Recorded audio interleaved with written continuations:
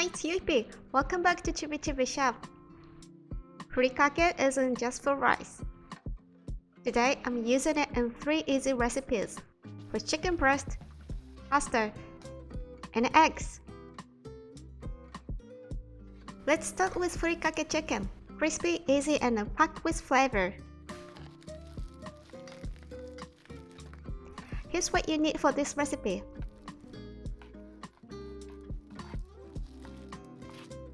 Cut the chicken breast in half, then slice into bite-sized pieces about half an inch thick. Slice at a slight angle. This sogigiri technique helps it cook quickly and stay tender by cutting across the grain. Transfer the sliced chicken to a bowl or Ziploc bag.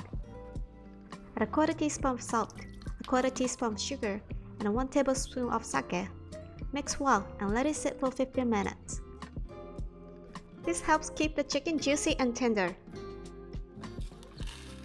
15 minutes later, let's coat the chicken in the furikake batter. Add 2 tablespoons of furikake to a bowl.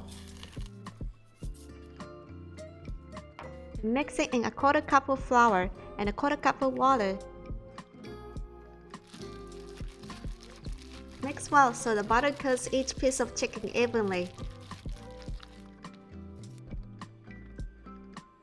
Heat enough oil to halfway submerge the chicken in a small pan over medium heat.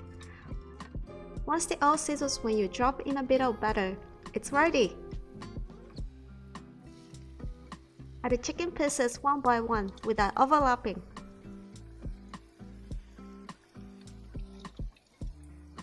Right before frying, scoop on a bit more butter to each piece. This gives an extra crispy and a flavorful coating.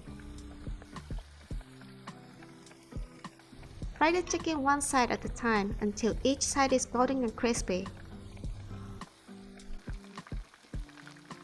Once one side is nicely golden brown, flip and fry the other side.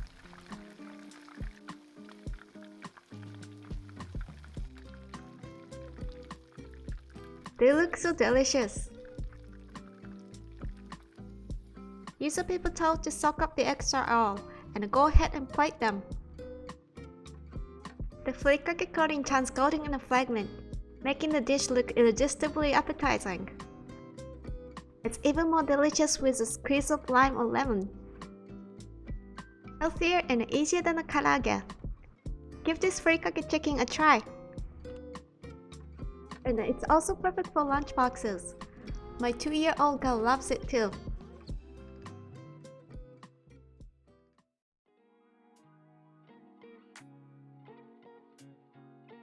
Next is an easy furikake pasta you can make in one pan.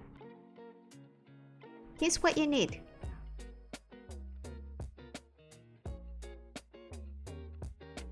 First, grill bacon over medium heat until crispy in a wide skillet.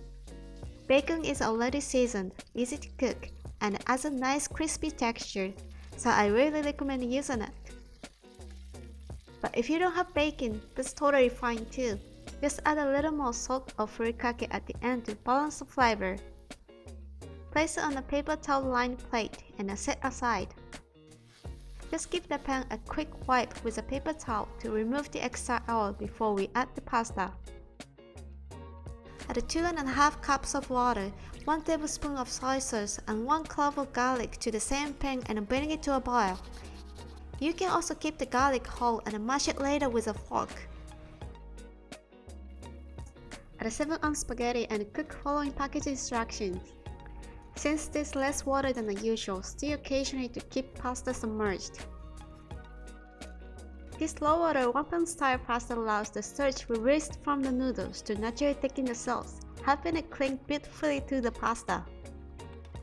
Sure, boiling pasta the traditional way is great, but this wonton method has its own appeal, and it cuts down on both cooking time and dishes.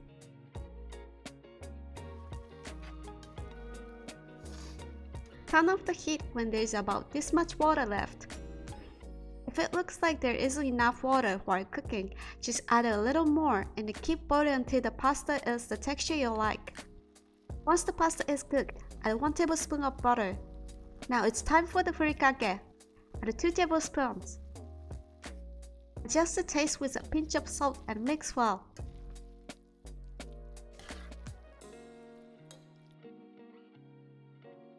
Let's serve it on a plate or in a bowl. Until the crispy bacon by hand and sprinkle it on top. For a fresh touch, optionally sprinkle some chopped green onions.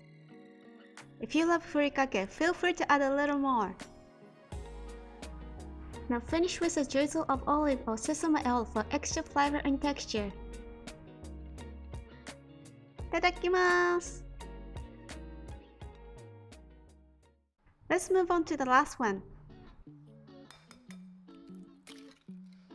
Here's what you need.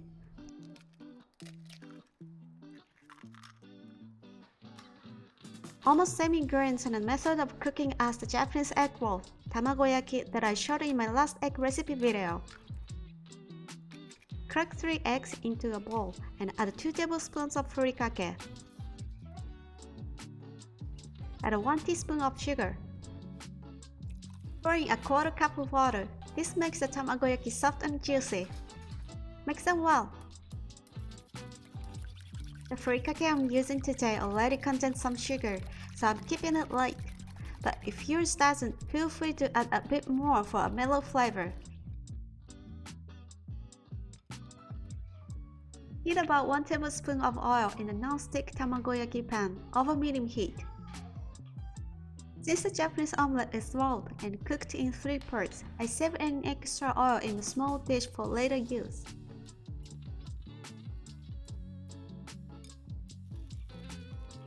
Once the pan's hot, test it by dripping a bit of egg mixture.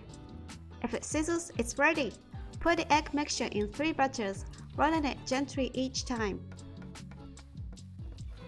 For more details on how to roll tamagoyaki or how it looks in a round non-stick pan, check out my previous egg video. Find a link to the video and also my favorite tamagoyaki non-stick pan from Amazon in the description box below. Adding furikake not only gives extra flavor, but also adds beautiful color and texture with flakes of seaweed and sesame seeds. Once it's cooked, wrap it in a plastic wrap and let it rest for a bit. It will be easier to cut neatly that way. I used furikake today in a way you don't usually see. It's not just for rice. If there are other Japanese ingredients you'd like to see used in different ways, drop a comment. I'll try to come up with something fun.